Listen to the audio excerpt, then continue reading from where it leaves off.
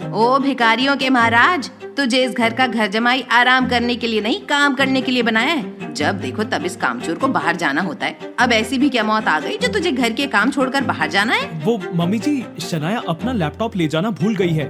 मैं तो बस उसके ऑफिस उसको लैपटॉप देने के लिए जा रहा था। ओ फटेहाल, मैं तेरी कोई माँ वहाँ नहीं लगती। बड़ा आया मेरा दामाद बनने। मेरा बस चले ना तो आज ही अपनी बेटी से तेरा पीछा छुड़वा दूं। अब खड़े खड़े मुंह क्या देख रहा है? जल्दी जा और जल्दी वापस आ, पूरा घर गंदा पड़ा है, समझा?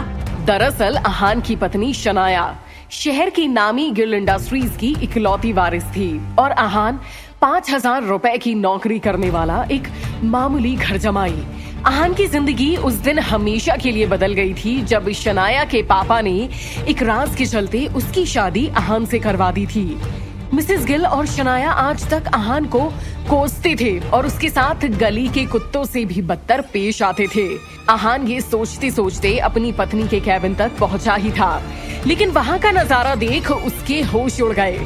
शनाया और उसका बिजनेस पार्टनर देव मल्होत्रा काफी करीब थे।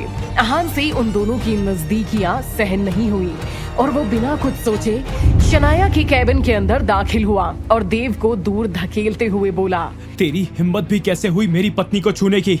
तुझे और तेरे पूरे खानदान को इस धरती से गायब कर दूंगा अगर आज के बाद मेरी शनाया की तरफ तूने आंख उठाकर भी देखा।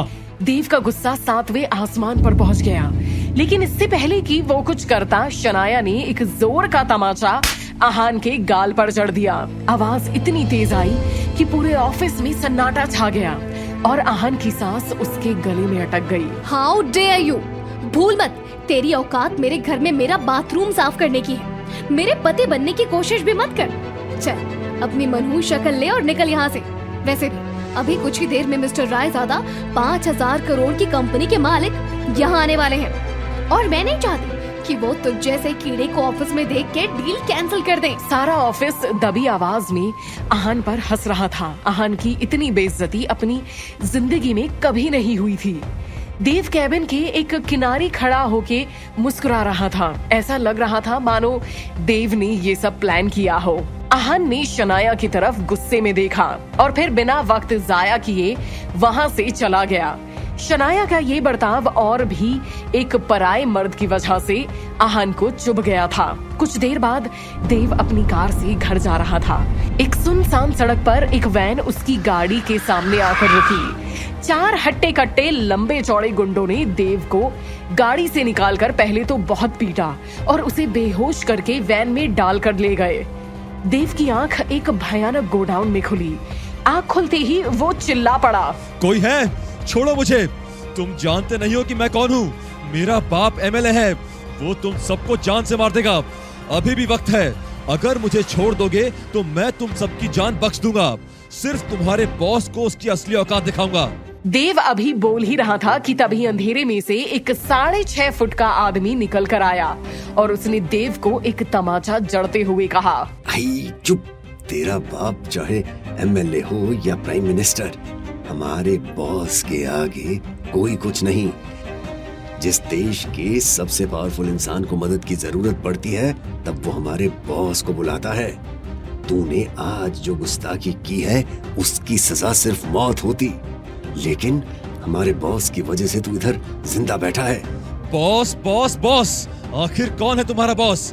मैं भी तो देखूं जरा, आखिर कौन ऐसा सरफिरा आदमी है जिसने मुझे किडनैप करके अपनी मौत को बुलावा दे दिया है। वो देख, वो रही हमारे बॉस की तस्वीर।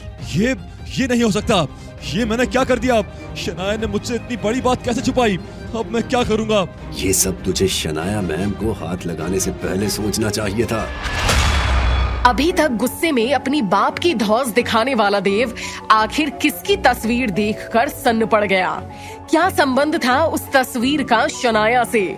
जिस देव के लिए शनाया ने अपने ही पति को मार दिया था तमाचा, क्या वही शनाया कुछ छुपा रही थी देव से या शनाया खुद भी अनजान है? क्या इस सब के पीछे है अहान का हाथ या सच कुछ और ही है? आगे कौन से राज खुलने वाले हैं जिसे जानने को हो जाएंगे सब हैरान। अगर आपने अभी तक नहीं सुनी ये ट्रेंडिंग कहानी तो आप मिस कर रहे हैं अपनी जिंदगी में एंटरटेनमेंट का हेवी डोज। बिना देर लगाए जाने अहान का दिलचस्प राज। अभी डाउनलोड करिए पॉकेट FM ऐप और सुनिए वो कहानी जो देश में सबसे ज्यादा सुनी जा रही है, सीक्रेट अमीरजादा। और हाँ, एपिसोड 4 के ट्विस्ट से मत रहिएगा अनजान, क्योंकि अगर आहान को नहीं जाना तो जिंदगी में क्या जाना। Download the pocket FM app now.